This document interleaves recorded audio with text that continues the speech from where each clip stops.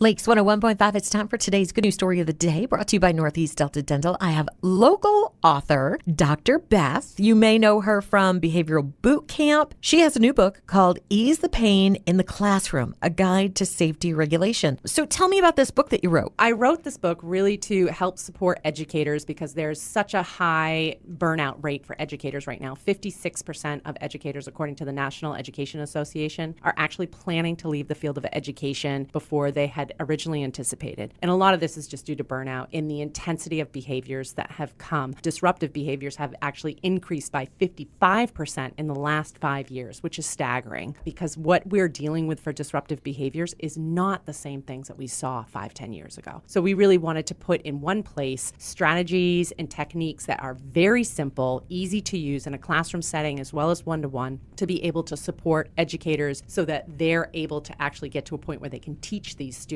versus constantly trying to manage behavior. And some of this acting out isn't just kids being bad. No, it's not at all. A lot of it is due to trauma. It's due to overstimulation. It's due to lack of feedback. The list goes on and on. But before, where we had maybe 3% of a population that had some disruptive behaviors in schools, now we're seeing 30 to 40% of the students having disruptive behaviors in school. That's significant. Now, is that because the increased diagnosis in autism and spectrum disorders? Yeah, that and the increase in ADHD and all of those things. And there's some very specific reasons as to why those things are increasing, but they have increased exponentially. So if you're a parent or a grandparent who has a young one who may act out sometimes and you're not quite sure, it can be very overwhelming. And you're trying techniques that you used back on your child or your grandchild, techniques that were used on yourself, and they don't work. Oh, they make things worse. Yeah, they don't work at all. And so it's hard to figure out what can we do. And you just say, oh, maybe I just need to be tough love. Maybe I need to give more boundaries, whatever it may be. And those things seem to backfire, and they actually do backfire. So this is a book for people who are going through that. Yes. And also for the teacher. I can't believe the teacher rate. It's staggering. They've just started collecting data in like 22 and 23, and it's really very changed as to what we were seeing in 2018, 19, and 20. And teachers feel like they have to